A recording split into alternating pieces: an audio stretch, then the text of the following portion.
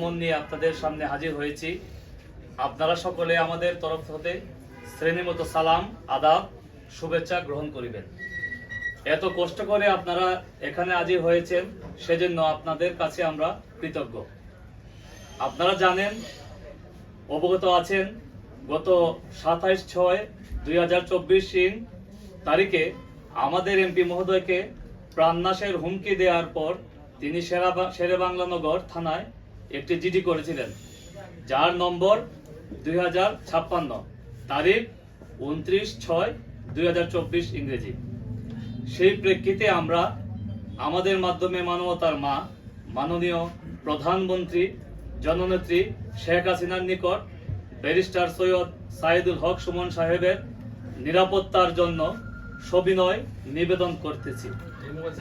আপনাদেরকে আরো বলতে চাই যে আমাদের এমপি মহোদয় এমপি হবার আগেই এলাকার তথা দেশের আপামর জনসাধারণের জন্য কাজ করেছেন এবং এই বিষয়ে আপনারা অবগত আছেন।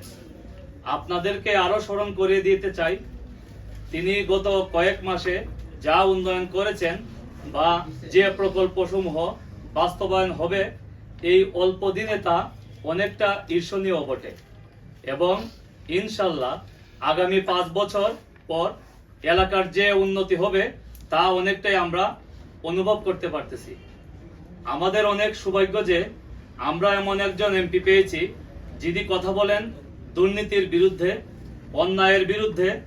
তাই তার শত্রু হবে অবশ্যই দুর্নীতিবাজরা এবং অন্যায়কারীরা। আপনাদেরকে আরো বলতে চাই যে আমাদের এমপি মহোদয়ের পরিবার প্রত্যেকটা লোক উচ্চশিক্ষিত এবং স্বক্ষেত্রে প্রতিষ্ঠিত।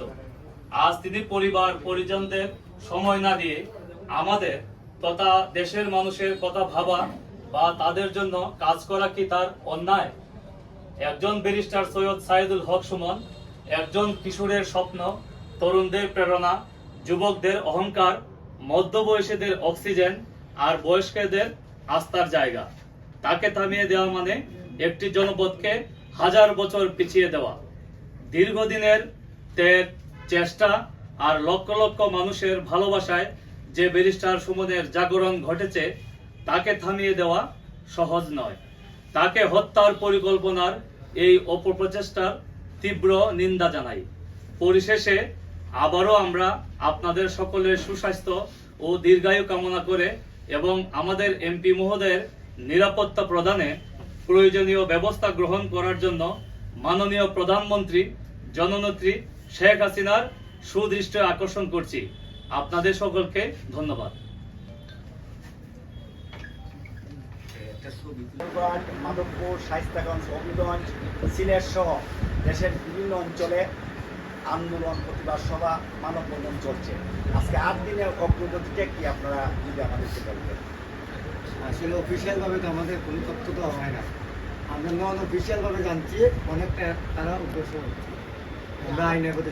আমার একটা প্রশ্ন হলো যে আমাদের সোনারঘাট মাধবপুরে আমাদের ব্যারিস্টার মহোদয় হবিগঞ্জ সাহেবের যিনি 29 তারিখ জিডি করলেন, সেই জিডিতে মূল বক্তব্যটা আপনারা করেছেন। আমরা মূল ভিডিওটা বেশিরভাগ এই যে মূল কথাটা যে বেশিরভাগ হইলো আমাদের যিনি খবরটা পৌঁছাইছেন ওনার কাছে, প্রথম উনি হলো আমাদের সোনারঘাট থানার অফিসার এবং ওনাকে আবার বারবার আমাদের সাইদুল হক সুমন সাহেব প্রশ্ন করছেন যে অজ্ঞাতনামা ওই ব্যক্তিদের পরিচয় জানান।